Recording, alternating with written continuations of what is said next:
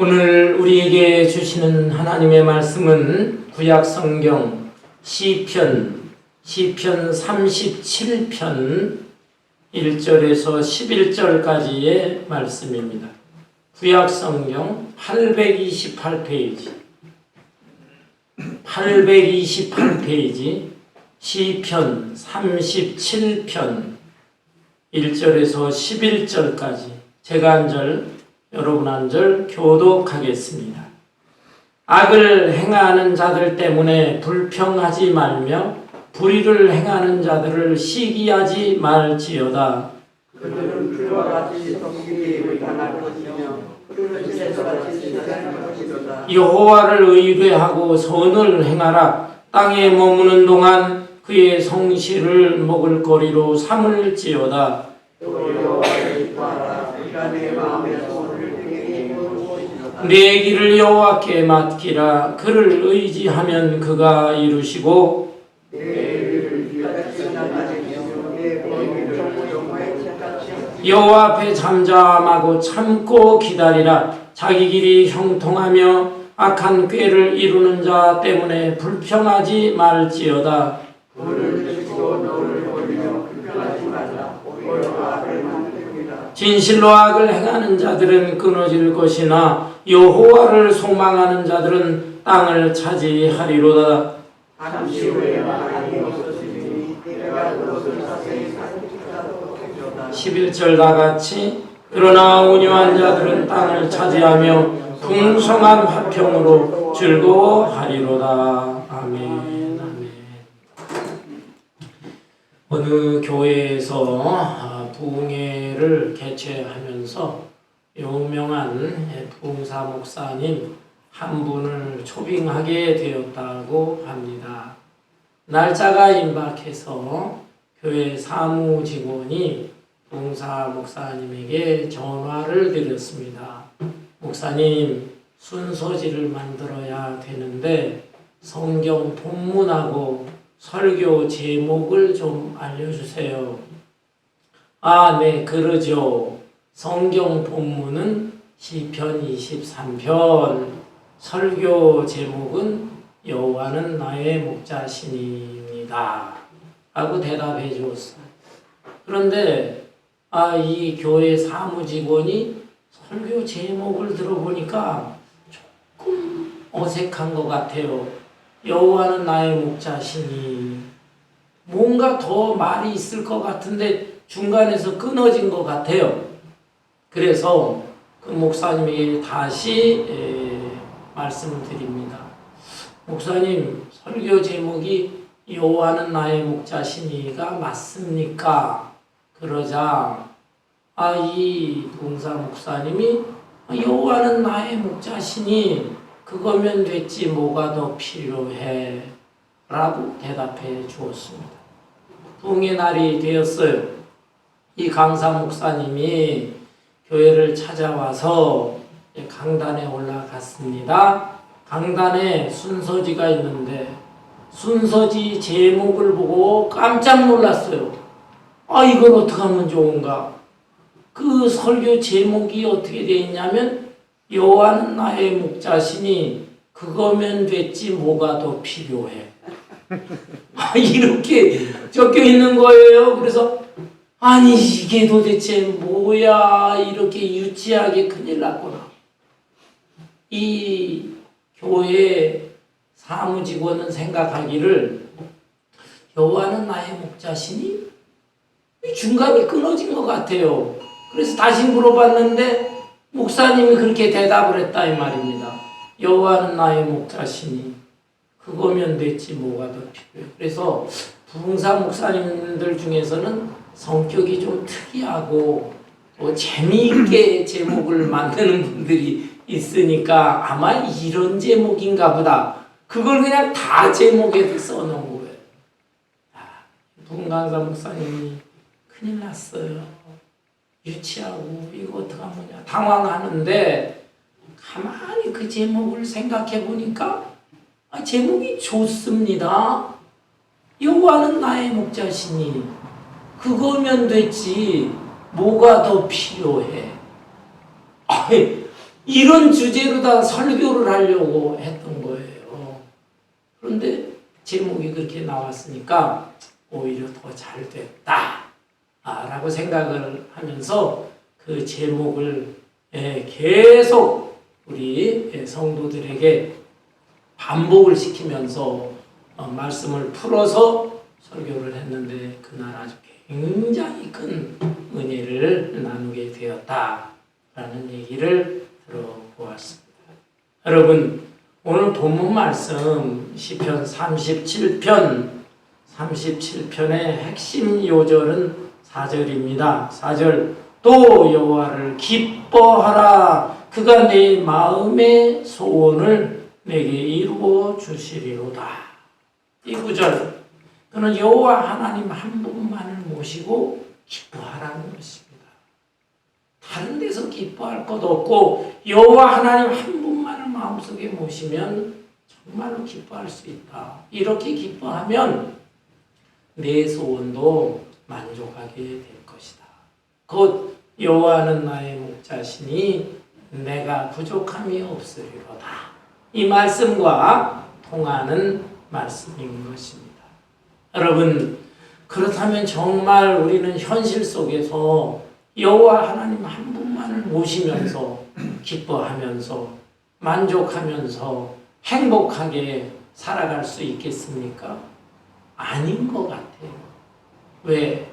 이 현실이라고 하는 이 세상, 현실 세계에는 생존 경쟁이 너무 치열합니다. 악착같이 경쟁을 해야 되고 악착같이 남을 눌러야 되고 그러면서 내가 올라서야 되고 그러는데 무슨 여호와 하나님 한 분만을 모시면서 기뻐하고 행복할 수가 있겠는가? 생존 경쟁이 치열해. 뿐만 아니라 이 세상은 모순과 부조리로 가득 차 있습니다. 믿음으로 살려고 하고 선하게 착하게 살아보려고 하고 그런 사람들 중에서는 왠지 가난하게 사는 것 같기도 하고 어렵게 살고 고생하면서 사는 사람들이 있어요. 그런데 반대로 악하게 살고 불의하게 살고 이런 사람 중에서는 모든 일이 잘 형통하는 것 같고 성공적인 생을 사는 것 같습니다. 그러니까 교회에 안 나올 수는 없고 성전에 나와서 하나님께 예배는 드리지만 세상에 나가서는 다른 사람들, 악하고 불의한 사람들이 살아가는 그 모습을 부러워하면서 나도 그 모습을 좀 따라서 살아가야 되겠다. 이런 식으로 살아가고 있다라는 것입니다. 하나님의 말씀과 현실의 이 세계와 괴리감이 너무 많은 것 같아요. 그래서 마음속에 갈등이 있습니다. 기쁨도 없습니다. 평안함도 없습니다. 그러나 여러분, 우리는 이걸 생각해야 됩니다. 길게 봐야 돼요. 길게. 짧은 것만 보면은 세상이 부조리하고 또 불의하고 악한 자들, 믿음 없는 사람들은 다 일들이 오히려 잔머리를 써서 형통하게 되고 성공적으로 살아가는 것 같아요. 그러나 길게 보면 그렇지 않다 이 말입니다. 본문 1절 볼까요? 악을 행하는 자들 때문에 불평하지 말며 불의를 행하는 자들을 시기하지 말지어다. 그들은 풀과 같이 속히 배임을 당할 것이며 푸른 채소같이 쇠잔할 것이미로다. 그들은 일시적으로 잘 되는 것 같아요. 그러나 오랜 시간 지나면서 보면은 하나님이 살아계셔서 하나님이 개입하시고 하나님이 심판하시는 것입니다. 그들은 풀과 같이 속히 배임을 당할 것이다. 푸른 채소같이 쇠잔할 것이로다. 여러분, 이 풀이라고 하는 거 그냥 내버려둬 보세요. 얼마나 빨리 자라는지 몰라요. 우리 교회에도 교회 마당이 이 풀이 얼마나 많습니까? 올해는 또 비가 많이 와서 그런지요. 한 2주 정도만 지나면은 이 풀이 막 뻗치면서 너무 자라요. 가드닝 하는 분들이 한 달에 한 번씩 오게 되는데 한 달 되게 되면은 뭐 엄청 자라요. 근데 가끔씩 저도 그죠, 예, 좀 깎아보고 그러는데 이게 뻗치면서 그냥 뭐 교만한 모습을 보이는 거예요. 그렇지만 잘난 척하지만 한 번 칼을 대고 한 번 기계를 대면은 이것은 그냥 휙 하면서 그냥 다 베어지고 마는 것입니다. 납작해지는 것이죠. 기가 꺾어져 버리는 것이다. 풀이라고 하는 그런 것이다. 채소도 그렇습니다. 채소라고 하는 무슨 뭐 몇 개월 자라다가 끊어지는 거예요. 요게 자랄 때는 아주 파릇파릇하고 싱싱해 보이고 자기가 잘난 척하면서 나타나지만 때가 되면 사람들이 손으로 다 따버려요. 손으로 따지 않아도 찬바람이 불게 되면 다 시들시들해지고 기가 꺾어져 버리는 것을 알 수가 있습니다. 이거와 마찬가지로 믿음도 없고 양심대로 살지도 않고 악하게 불의하게 살아가는 사람들, 이런 사람들이 일시적으로 형통하는 것에 대해서 우리가 세상이 왜 이래? 그 불평할 것도 없고 또 그들에 대해서 시기심을 가질 것도 없고, 여기 시기심이라는 것은 한편으로 내 마음속에 부러움도 있는 것입니다. 그들을 시기질 할 것도 없고 부러워할 것도 없어요. 하나님이 살아계셔서 때가 되면 풀처럼 베어버리고 채소가 시들듯이 그들은 쇠잔해질 것이다. 따라서 우리는 여호와 하나님 한 분만, 그 하나님이 천지 만물을 창조하셨을 뿐만 아니라 지금도 이 만물을 다스리시고 그 안에 내 인생도 하나님이 책임져 주신다. 이 사실을 확실히 믿으면서 여호와 하나님 한 분으로 기뻐하면서 살아야 될 것입니다. 그러면 이 하나님의 뜻에 맞는 올바른 마음속에 있는 소원들은 하나님께서 다 이루어 주신다라는 거예요. 그러면 구체적으로 여호와를 기뻐한다는 것은 또 무슨 뜻일까? 여호와 하나님 한 분으로 기뻐하면서 산다는 것은 어떻게 살아가는 것인가? 첫째로 3절에 보니까 여호와를 의뢰하고 선을 행하라. 여호와 하나님을 의뢰하고 선을 행하면서 살 때 마음의 기쁨이 있는 것입니다. 여기에 의뢰한다라는 거, 이거는 히브리어 원어를 보면 끈을 맨다라는 뜻이에요. 끈을 맨다. 그러니까 여호와 하나님 앞에 끈을 매고, 그래서 그 끈을 붙잡고 그러면서 살아라라는 것이에요. 세상 사람들은 이렇게 살지 않습니다. 누구한테 끈을 맵니까? 힘 있는 사람들, 돈 많은 부자라든지 권력자라든지 이런 사람들에게 그 사람들이 동아줄인 줄 알고 그 동아줄 붙잡고서는 그들을 의지하면서 살아가려고 합니다. 그러나 일시적으로는 그게 도움이 되는지 모르지만은 나중에 그게 별게 아니에요. 그건 굵은 동아줄이 아니라 썩은 동아줄이 되는 것입니다. 그 사람들이 나를 잘해줄 것 같지만, 도와줄 것 같지만 그거 다 헛거예요. 그 사람들도 자기에게 유익이 있을 때만 그렇게 이용하듯이 대하는 거지. 자기한테 유익이 없어 보세요. 금방 무시하고 또 약속도 어기고 배신하고 버려버리고 한다 이 말이에요. 그래서 그런 사람들 또는 뭐 돈이나 명예나 뭐 인기나 이런 데에 그게 동아줄인 줄 알고 그걸 의뢰하지 말고 여호와 하나님, 그 하나님 한 분을 꼭 의뢰하면서 그분에게 끈을 매어가지고 그것이 참된 동아줄이다 생각하고 그 줄을 붙잡고 나가게 되면 하나님도 기뻐하시고 또 내 마음속에 세상에서 얻을 수 없는 참된 기쁨과 평안과 행복으로 가득 차게 될 것입니다. 여호와 하나님을 기뻐하라. 하나님을 의뢰하면서 또한 선을 행하라 그랬어요. 선을 행하라. 여기에 선이라고 하는 것은 인간이 생각하는 선하고는 약간 다를 수가 있어요. 세상 사람들도 착한 일, 좋은 일 많이 합니다. 그 휴머니즘이에요. 휴머니즘. 예, 인도주의적인 차원에서 선한 일을 많이 하기도 해요. 그런데 그 선이 하나님께서 말씀하시는 선과 같은 경우도 있고, 어떤 경우는 하나님이 말씀하시는 선하고는 다른 선도 있는 것입니다. 그래서 세상에서 도덕 교육을 시키는데 이렇게 살아야 된다, 저렇게 살아야 된다. 세상 사람들도 유능한 사람들 많아요. 그 사람들이 가르쳐 주는 내용들. 예, 그것이 어떤 거는 하나님의 말씀에 부합한 것도 있지만 어떤 거는 부합되지 않는 것도 많습니다. 몇 년 전에 한국에 아주 유명한 그 여자 강사가 있었어요. 무엇으로 유명하냐면 행복학 강의를 하는 사람이에요. 행복이라고 하는 게 뭐냐? 또한 행복하게 살기 위해서는 이렇게 살아라, 저렇게 살아라. TV에도 여러 차례 나왔습니다. 저도 그 사람 강의하는 것도 많이 들어봤어요. 그리고 TV뿐만 아니라 각종 무슨 학교라든지 기업 단체 막 이런 데 가가지고 약 700여 차례 그렇게 강의를 했다고 합니다.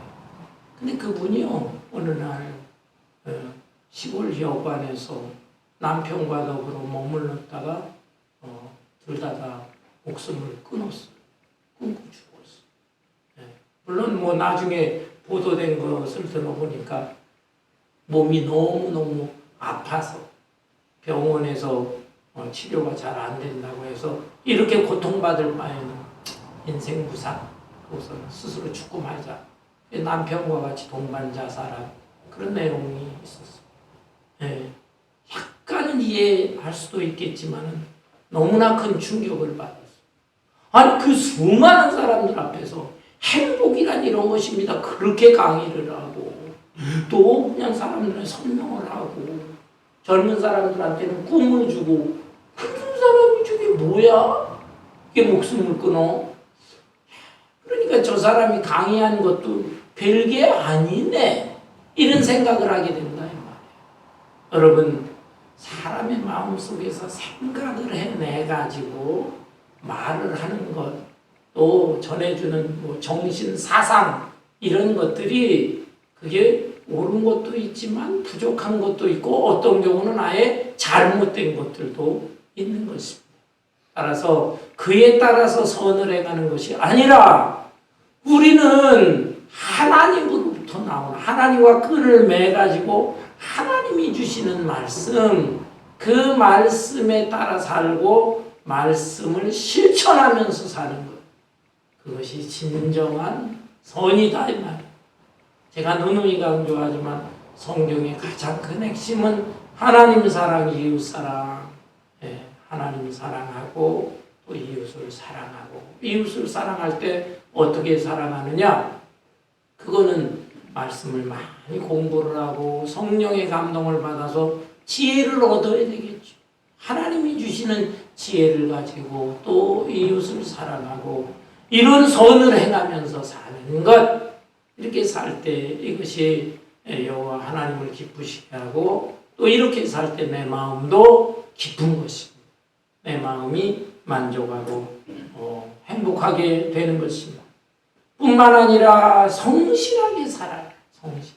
하나님 성실하신 분입니다. 성실이라고 하는 것은 약속을 꼭 지킨다. 또한 하나님께서 다 당신의 계획하에서 부지런하게 게으르지 않게 일하신다. 하나님은 천지 만물을 창조하실 때 아무렇게나 창조하시지 않았어요. 아주 치밀한 계획을 세워가지고 창조를 하셨어요. 첫날 빛을 만드셨다. 빛이 있어야 그 다음에 다른 게 환해지면서 일하시기가 수월하지 않겠어요. 빛을 만드셨어요.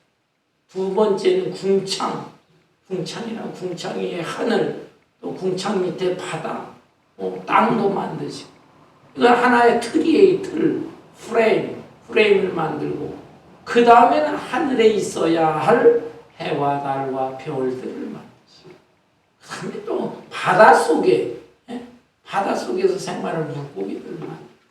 그 다음에 또 땅에 있어야 할 이 짐승들도 만드시고 마지막에 인간들도 만드시고. 하나님은 이렇게 아주 지혜롭게 계획을 세우시면서 차근차근 일하시는 거예요. 지금도 하나님은 일하시는 거예요. 이 우주를 하나님 컨트롤하고 계시는데 하나님이 가만히 계셔 보세요. 이 우주가 그냥 제대로 돌아가겠습니까? 별들끼리 막 부딪히고 난리가 나고. 하나님이 일하셔서 이 지구를 보존하시는 거예요. 그러니까 이만큼 우리가 지탱하면서 살고, 하나님은 지금도 눈여겨보시면서 하나님을 섬기는 사람 한 사람 한 사람을 다 찾고 계시고, 하나님을 기쁘게 하시는 사람에 대해서 하나님 스스로 기뻐하시면서 그 사람들에게도 또 하나님의 은혜를 베풀어 주셔서 기쁨으로 가득하게 하시는 분입니다. 이러한 하나님을 생각하면서 우리가 하나님을 의뢰하면서 선을 행하고 하루하루 하나님을 닮아서 성실하게 살아가야 하는 것입니다.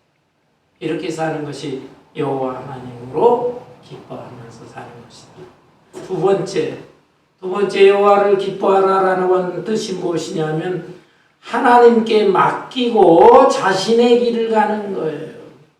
여기 5절에 보니까 내 길을 여호와께 맡기라. 그를 의지하면 그가 이루시고 내 의를 빛같이 나타내시며 내 공의를 정오의 빛같이 하시리로다. 내 길을 여호와께 맡기라라고 했습니다. 여러분, 사람이 이 세상에 태어나는 것은 우연히 태어나는 것 아닙니다. 생명의 주인 되시는 하나님의 뜻이 있어서 우리를 이 세상에 보내신 거예요. 그런데 그냥 보내시지 않고 하나님께서 뜻에 따라서 어떤 사람에게 이런 성격을 주시고 저런 성격을 주시고, 어떤 사람에게는 또 이런 지능을 주시고 저런 지능을 주시고, 또 어떤 사람에게는 이런 소질, 이런 재능, 또 저런 소질, 저런 재능, 이런 걸 주시는 것입니다. 그래서 한평생 내 길을 살아라. 내 인생길을 가라. 그 대신 하나님의 영광을 위해서 너는 내 길을 걸어서 살아라. 이런 뜻으로 보내신 것입니다. 근데 사람들이 이 땅에 와서 나는 어떻게 내 인생길을 갈까 고민하게 되는 것입니다. 나는 어떻게 살아야지 행복한 인생을 살까 고민해요. 근데 하나님이 이미 주셨어. 주신 것을 잘 생각을 해야 되는데 그 생각을 하지를 않고 다른 사람을 봅니다. 다른 사람을 보면서 다른 사람이 부러운 거예요. 남의 떡이 커 보인다고 저 사람은 저렇게 살아가게 되는데 저 돈도 많이 벌지, 인기와 명예도 있지, 저게 좋아. 근데 나는 그 길을 갈 자신이 없어. 그런 능력이 안 돼. 나는 내 길이 또 따로 있어. 그 길을 가면 되는데 그 길을 가기가 싫어요. 그래서 자기에게 맞지 않는 길을 가게 되는 것입니다. 이렇게 되면 이게 불행한 것이죠. 마음 편안하고 행복할 수가 없는 것입니다.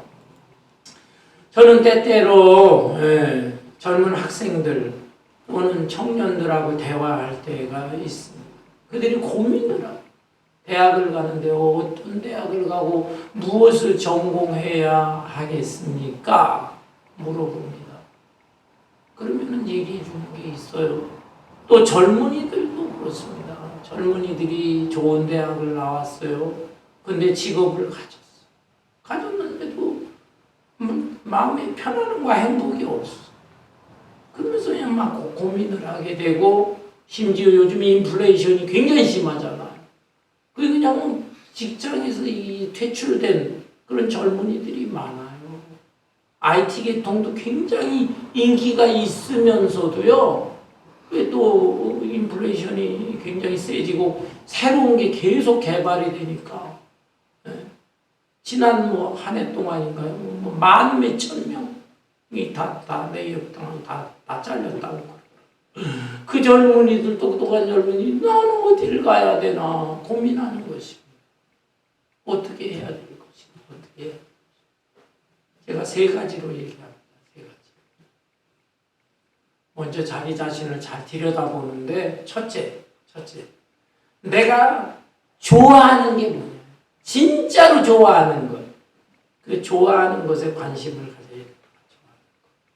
자기가 좋아하지도 않는데 이 길을 가면 이게 비전이 있다.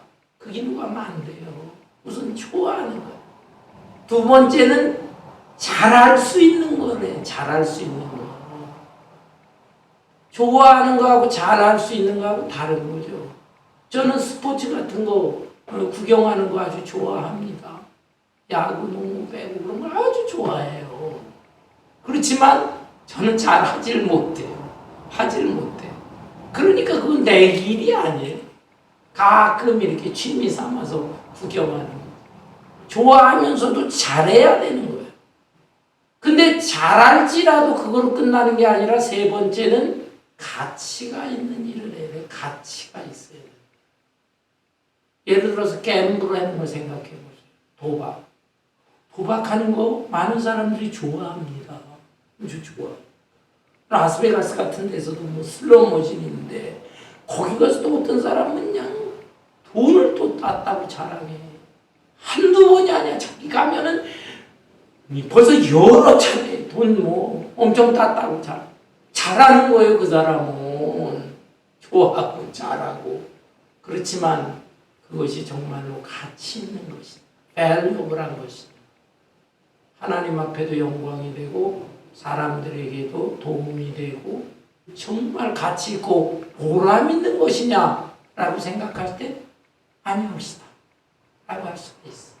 그래서 이 세 가지를 잘 생각하면서 그리고 하나님과 더 깊은 기도 속에서 좀 더 구체적인 것을 택하게 될 때 하나님께서 그것을 기뻐하세요.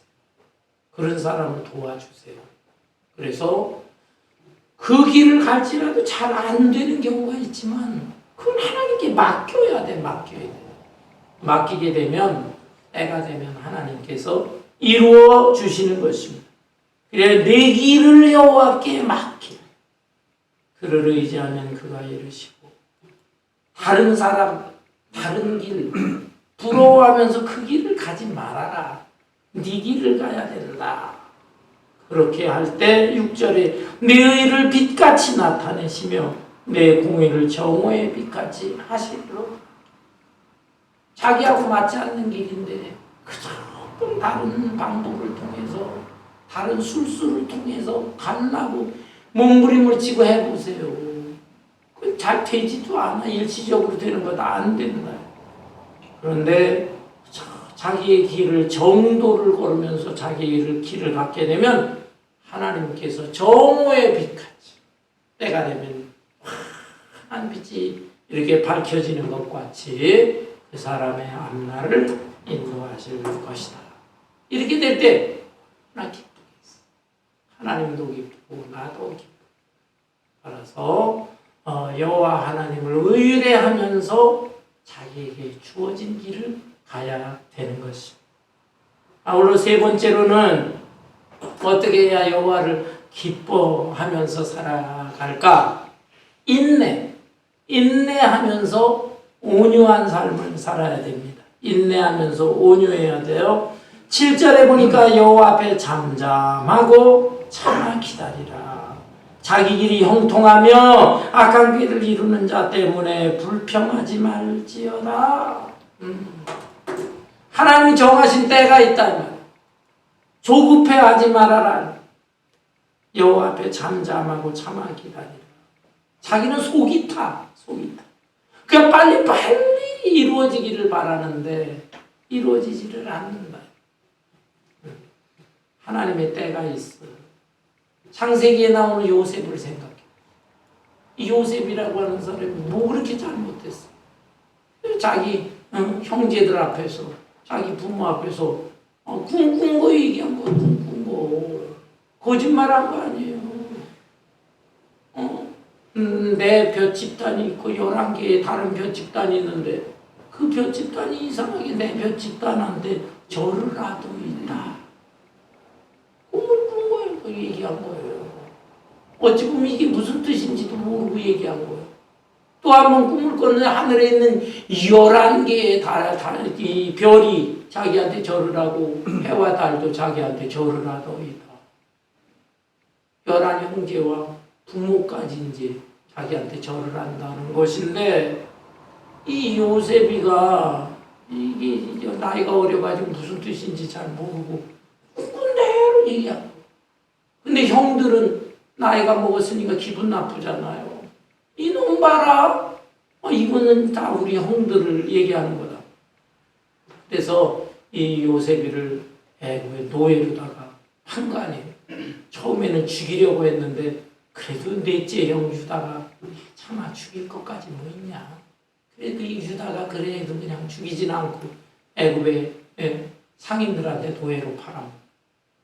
노예로 팔려고 하고, 애굽의 시위대장이라고 하면은 글쎄 오늘날 뭐 대통령 경호실장쯤 되는 그 집에 노예로 팔려갔어. 거기서 열심히 일해가지고 그 가정의 살림살이를 맡은 총무가 되었지만, 시위대장의 그 부인이 또 유혹을 또 거부했다고 그래가지고 억울한 또 누명 쓰고 감옥에 갇혀서 억울한 일만 계속되는 것입니다. 요셉이가 뭘 잘못했다고 이렇게 고난의 시간을 갖는 것입니다. 무려 13년 동안 그렇게 고통과 괴로움을 겪었어요. 그런데 때가 이릅니다. 때가.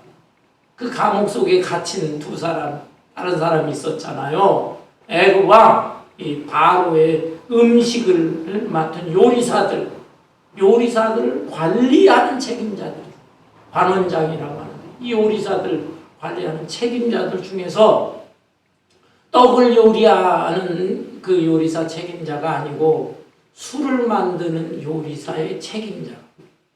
두 사람의 꿈을 다 해석을 해줬는데 이 사람의 꿈은 좋지 않은 거예요. 당신은 3일 후에 안타깝지만 목숨을 잃을 것이다. 당신은 3일 후에 복직이 될 것이다. 당신이 복직이 되면 나를 모른다 하지 마시고 애굽 왕 바로한테 내가 억울하게 감옥살이 하는 거 그걸 알려주시오. 부탁했어. 그 꿈 해석대로 다 그대로 이루어지고, 한 사람은 죽었고 한 사람은 복직됐고, 그런데 복직이 됐는데 이 사람은 이 요셉을 구해줄 생각도 안 했다. 그런데 어느 날 이 애굽 왕 바로가 희한한 꿈을 꾼 거죠. 나일강 언덕에 아주 토실토실한 암소들이 7마리가 있는데 풀 뜯어먹고 그러는데 갑자기 뺏싹 마른 암소들이 나타나가지고 이 소들을 다 잡아먹어 버렸다. 이게 도대체 무슨 꿈인가? 애굽에 있는 사람들한테 다 물어봐도 뭐 똑똑한 사람 박사, 뭐 술사다.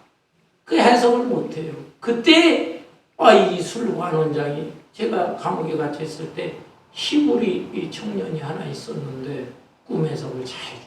그래 불러오너라. 딱 요셉이 가니까 어떻게 됐습니까? 왕이시여, 앞으로 이 애굽 땅과 이 천황 전역에 7년 동안 풍년이 될 것입니다. 풍년. 그러나 그 풍년 후에는 7년 동안 흉년이 될 것이다. 그 흉년이 얼마나 심한지 풍년들은 곡식들 다 없애고도 그 흉년이 끝나지 않을 것이다. 네 해석이 정말 맞구나 마음에 흡족합니다. 어떻게 하면 좋겠느냐. 7년 동안 풍년이 있을 때 곡식 창고에다가 잘 보관해 두었다가 조금씩 흉년이 들었을 때 나눠준다면 이 7년 대흉년을 극복할 수 있을 것이다. 네가 지혜로워. 그 요셉이 이대한 국무총리로 세우게 된 게 아닙니까? 저는 그 내용 읽을 때마다 얼마나 통쾌한지 몰라. 와, 너무너무 좋다. 여러분, 그때까지 13년 동안 이 요셉은 억울하고 분한 일들 많이 당했어요. 누명도 썼어. 감옥살이 했어. 그러나 참고 견뎠어. 하나님의 때가 있을 거다. 하나님의 때. 잠잠했어. 원망 불평한 게 창세기에 나오질 않아요. 잠잠하면서 참고 기다리게 되었을 때 하나님께서 그를 일으켜 주셨어요. 이런 면에서 우리도 이 요셉 같은 사람을 본받아야 됩니다. 8절에 분을 그치고 노를 버리며 불평하지 말라. 오히려 악을 만들 뿐이라. 진실로 악을 행하는 자들은 끊어질 것이나 여호와를 소망하는 자들은 땅을 차지하리로다. 잠시 후에는 악인이 없어지리니 내가 그곳을 자세히 살필지라도 없으리로다. 이 세상은 부조리한 것 같아요. 또 우리의 인생도 뭔가 모순된 것 같아요. Life is unfair. 그러나 하나님은 선하신 분이에요. God is good. 하나님은 선하시다. 살아계시다. 하나님이 세상을 컨트롤하고 우리 개인의 인생을 다 이렇게 조종하고 계십니다. 하나님이 때를 보고 계시는 거예요. 그래서 인내해야 되고 그러면서 우리는 온유한 생활해야 됩니다. 온유하라. 여기 마지막 11절에 보니까 그러나 온유한 자들은 땅을 차지하며 풍성한 화평으로 즐거워하리로다. 온유라고 하는 말이 뭘까요? 온유는 온순이라는 말하고 다른 것입니다. 온순한 사람, 아주 순진하고 착한 사람, 이런 사람은 이제 유약한 것 같아요. 그렇죠? 이런 사람들은 힘들고 어려운 일이 있을 때 당황합니다. 쩔쩔맵니다. 불안해합니다.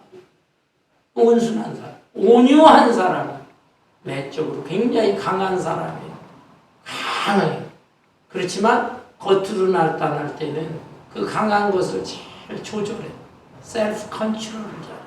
그래서 겉으로 나타날 때는 아주 부드러워, 따뜻한 자, 부드러울 자.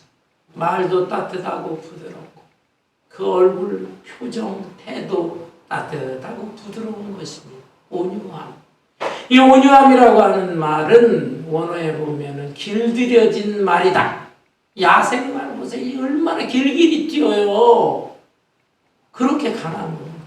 그런데 잘 길들여졌을 때 그 말이 사람들을 위해서 얼마나 유익한 역할을 하는 것입니다. 온유함. 이러한 온유한 자가 땅을 차지하게 된다. 마태복음 5장에도 보면 8가지 복, 판을복에 관한 말씀이 나옵니다. 그렇죠? 마음이 가난한 자는 복이 있나니 천국이 저의 것이다. 그부터 쭉 이렇게 돼요. 그 가운데 온유한 자가 복이 있나니 저가 땅을 차지할 것이다. 온유한 자가 땅을 차지한가? 언젠가 청년들하고 성경 공부를 제가 인도했는데 목사님 도저히 이해가 안 갑니다. 온유한 자가 어떻게 땅을 차지합니까? 누가 땅을 차지하나요? 부동산 투기꾼이 땅을 차지하지. 맞는 말 같죠. 머리를 쓰고 또 뭐 아파트 당첨한다고 뭐 수천 대일씩 막 사람들 몰려가고 그 전날부터 뭐 줄을 쓰고 막 악착같이 당첨권 그거 따내려고 그런 사람들이 돈도 벌고 잘 살고 땅도 차지하고 하는 거 아닙니까? 온유해가지고 어떻게 땅을 차지합니까? 라고 할 수가 있어요. 현실이 그래요. 현실이. 그러나 여기에 땅을 차지한다는 이 땅은 무슨 뜻이냐? 이 땅은 세상의 땅이 아니라 하나님의 나라를 말하는 것입니다. 하나님의 이 세상의 땅에 대해서는 그 악다구니로 살고 그런 사람들이 차지하는 것 같지만 그렇게 차지하면 뭐합니까? 하나님 나라를 위해서는 아무런 역할을 하지를 못해요. 또 어떤 면에서는 그렇게 많이 가지면 뭐해? 그 땅 갖고 그 건물들 다 가지고 있고 세금 내기 바쁘죠. 프라퍼티 세금에 뭐해? 그 다음에 또 주변 사람들 그 욕심이 나니까 넘실대지를 않나. 나중에 죽을 때 자식들한테 상속하는데 그 자식들 싸움하질 않나. 가만히 진지하게 생각해 보면 그 많은 게 그렇게 꼭 좋은 것만은 아니다. 하나님께서 인정을 안 하세요. 그런 사람들. 오히려 그러나 하나님 한 분으로 만족하면서 하나님 말씀에 순종하면서 어떻게 보면 세상에서는 바보 병신같이 살아가는 것 같아요. 그러나 성실하게 하루하루 살아가는 사람, 그런 사람들, 온유한 사람들, 그런 사람들이 하나님의 나라에 들어가는 것입니다. 하나님의 나라에 들어갈 뿐만 아니라 하나님 나라의 영향력을 미친 영향력, 그런 사람들을 통해서 전해지는 말, 그 다음에 태도, 행동 하나하나가 다 온 세상에 스며들어가요. 스며들어가고 그러면서 다른 사람에게 영향을 줍니다. 저 사람은 진짜 예수 믿는 사람 같아. 요즘 세상에 보기 드문 신앙인이야. 진짜 예수쟁이구나. 그러면서 감동을 받는다니까. 감동. 그런 사람들이 점점 전해지고 그래서 우리의 육안으로 볼 때는 그게 잘 나타나는 것 같지 않지만 사실은 하나님께서는 지금 그런 일을 하고 계신다. 하나님의 나라 사람들에게 귀한 영향력을 미치는 사람이 되는 것입니다. 여러분, 이 깊은 하나님의 뜻과 섭리를 생각한다면 우리는 내가 지금 가진 게 없어도 다른 사람들이 나 인정해 주지 않아도 내 마음속에는 세상 사람들이 모르는 비밀한 기쁨을 간직하면서 마음의 만족과 행복을 느끼면서 살아갈 수가 있는 것입니다. 19세기 한 200여 년 전이에요. 19세기에 영국 맨체스터라고 하는 도시에서 한 젊은 청년이 병원을 찾아갔다고 합니다.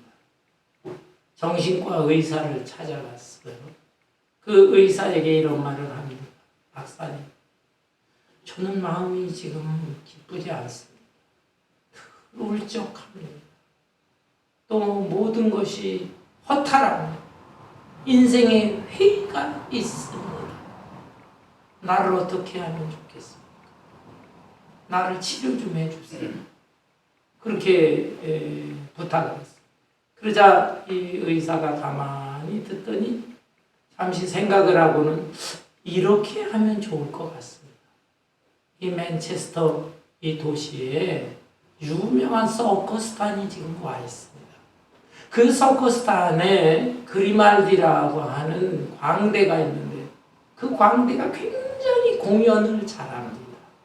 광대의 공연을 보면 사람들이 다 배꼽을 잡고 웃고 그러는데 그 공연을 한번 관람하고 오시면 좋을 것 같습니다. 기분이 달라지고 마음이 즐겁고 편안해질 것입니다. 이렇게 처방 아닌 처방을 내렸어요. 그러자 이 젊은 청년이 참 씁쓸해하면서 하는 말이 박사님, 제가 누군지 아십니까? 제가 바로 그 서커스단의 조셉 그리말디입니다. 라고 대답했다는 거예요. 여러분 무엇입니까? 다른 사람들에게 기쁨을 주고 즐거움을 주고 배꼽 잡게 만들고 그렇게 해요. 그렇게 이 사람은 살아가고 있어요. 그런데 그런 공연이 끝나고 자기 혼자 있을 때는 너무너무 허탈하고 내 인생이 뭐야? 나는 왜 나 마음속에 기쁨이 없어? 즐거움이 없어? 나는 우울해. 왜 외로워? 인생 무상. 자꾸 이런 생각만 든다. 여러분 그렇습니다. 사람의 기쁨에는요 동물적인 기쁨과 인간적인 기쁨이 있습니다. 동물적인 기쁨은 무엇인가? 본능을 채워줄 때 기뻐하는 것입니다. 본능, 뭘 먹고 싶어 합니다. 기왕이면 맛있는 거 먹고 싶어요. 맛있는 거 먹고 좋은 옷 입고 싶고 좋은 주택에 살고 싶고 그 다음에 또 뭐 재밌는 곳에 가서 놀고 또 멋진 경치도 보고 이런 것 이렇게 해서 기쁨을 얻는 것 이것도 필요해요. 우리 인간은 동물적 요소가 있습니다. 이거 부정하면 안 돼요. 우리가 하늘에서 뚝 내려온 천사가 아니거든요. 동물적인 요소가 있어요. 부정할 수 없어요. 그러나 이렇게 얻어지는 기쁨, 본능을 충족시켜주는 기쁨 이런 정도는 낮은 차원의 기쁨이다. 우리는 이 동물적 기쁨에서 인간적 기쁨으로 승화되어야 돼요. 인간적 기쁨은 무엇이냐? 인간은 다른 동물하고는 다른 존재예요. 하나님께서 창조하실 때 하나님의 형상대로 창조를 하십니다. 하나님의 형상대로 영적인 존재로 창조합니다. 따라서 정신적으로 영적으로 하나님과 교제를 할 때에만 마음이 기쁘고 만족하고 행복할 수가 있어요. 세상의 그 어떠한 것으로도 우리를 완전히 기쁘게 만족하게 행복하게 할 수가 없어요. 그러니까 돈이 어마어마하게 한 부자, 마이클 잭슨까지 엄청난 인기인, 권력자, 그런 사람들도 못 견뎌하잖아요. 아유, 우리 평범한 사람들이 볼 때 저 사람은 행복에 겨워서 저러네. 넘치고 많은 것 같고, 근데 그 사람은 만족하죠. 가져보니까 별게 아니더라 이 말이에요. 다 허무해. 오직 창조주, 내 생명의 주인이 되신 하나님, 그 하나님을 마음속에 모시고 하나님께 끈을 매요. 그러면서 하나님의 뜻에 따라 살려고 하고, 그러면서도 또 염려 근심이 생길 때마다 하나님께 맡기면서도 나에게 주어진 일을 열심히 걸어가고, 그리고 때가 될 때까지 끝까지 인내하고, 그러면서 자기 자신을 잘 컨트롤하면서 온유한 모습으로 살아갈 때 그 사람의 마음속에 일반 세상에서 얻을 수 없는 참된 기쁨과 만족과 행복감이 가득하게 될 것입니다. 이 놀라운 은혜가 저와 여러분의 생애에 함께 하시기를 주님의 이름으로 축원합니다. 아멘.